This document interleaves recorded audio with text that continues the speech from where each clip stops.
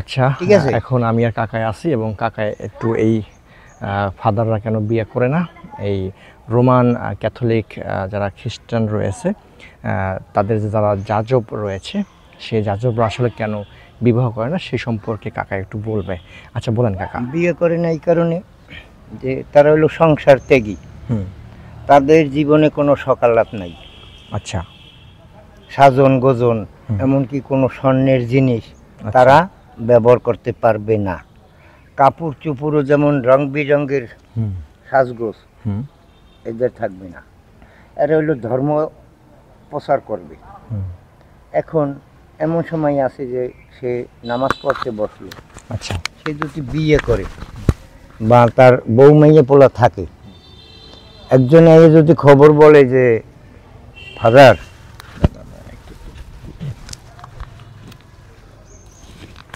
এখন বলেন।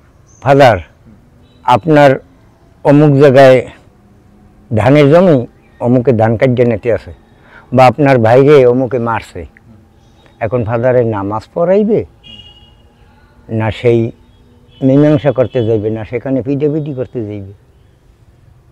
সমস্যা না? সমস্যা। তাইলে হের কোনো ওই বাড়ির দিকে ওই যে সে ধর্ম লাইনে গেছে তার খাওয়ন দাওন সময় মতো ঘুম নিদ্রা নামাজ পড়ানো, নামাজ পড়া ওই আল্লাহ বিল্লা হ্যার নামেই থাকতে হইবে। কোনোদিন সে ওই লালসা তার থাকবে না।